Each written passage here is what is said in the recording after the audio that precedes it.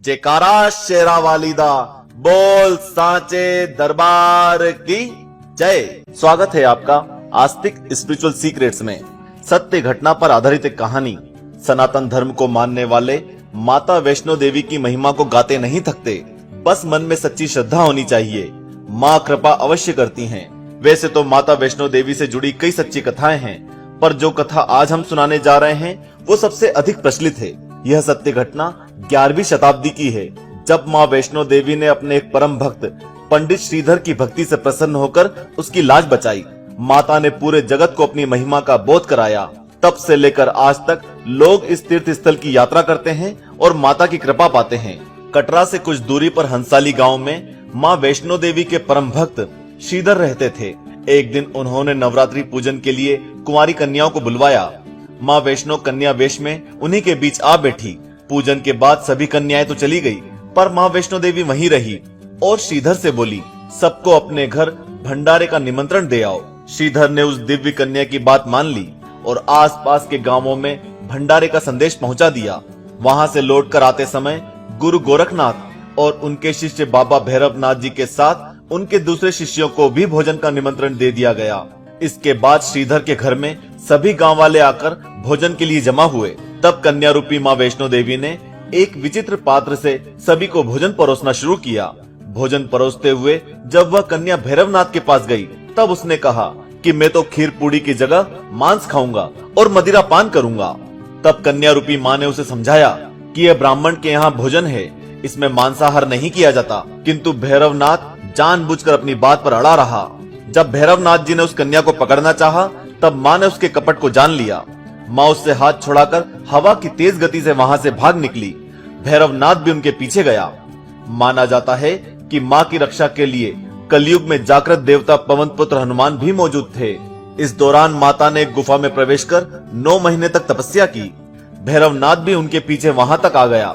जब एक साधु ने भैरवनाथ से कहा कि तू जिसे एक कन्या समझ रहा है वह आदि शक्ति जगदम्बा है, इसलिए उस महाशक्ति का पीछा छोड़ दे। भैरवनाथ ने उस साधु की बात नहीं मानी। तब माता गुफा की दूसरी ओर से मार्ग बनाकर बाहर निकल गई। गुफा से बाहर निकलकर कन्या ने देवी का रूप धारण किया। माता ने भैरवनाथ को चेताया और वापस जाने के लिए कहा, फिर भी वह नहीं माना। माता गुफा के भीतर चली गई। तब माता की रक्षा के लिए हनुमान जी गुफा के बाहर थे और उन्होंने भैरवनाथ से युद्ध किया। भैरव ने फिर भी हार नहीं मानी। जब वीर लंगूर निढाल होने लगे, तब माता वैष्णो देवी ने महाकाली का रूप लेकर भैरवनाथ का संहार कर दिया। भैरवनाथ का सिर कटकर भवन से 8 किलोमीटर दूर त्रिकुट पर्वत की भैरव घाटी में गिरा। उस स्थान को भैरवनाथ के मंदिर के नाम से जाना जाता है, जिस स्थान पर माता वैष्णो देवी ने हठी भैरवनाथ का वध किया। इसी स्थान पर माँ महाकाली दाएं, माँ महासरस्वती बीच में और माँ महालक्ष्मी बाएं पिंडी के रूप में गुफा में विराजमान है। इन तीनों के सम्मिलित रूप को ही माँ वैष्णो देवी का रूप कहा जाता है। कहा जाता है कि अपने वध के बाद भैरवनाथ को अपनी भूल का पश्चाताप हुआ और उसने माँ से क्षमादान की भीख मांगी।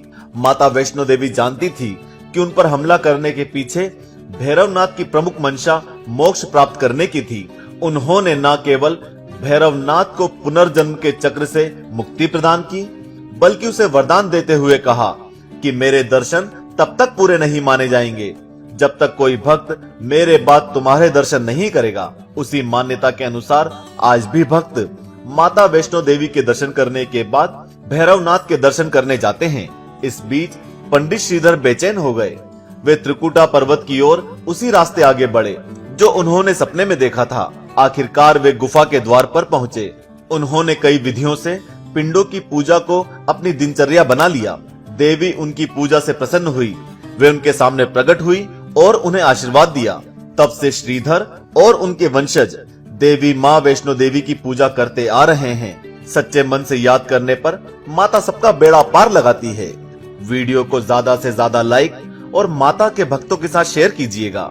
हम जल्दी ही हाजिर होंगे इसी तरह की एक दूसरी अद्भुत सत्य घटना के साथ।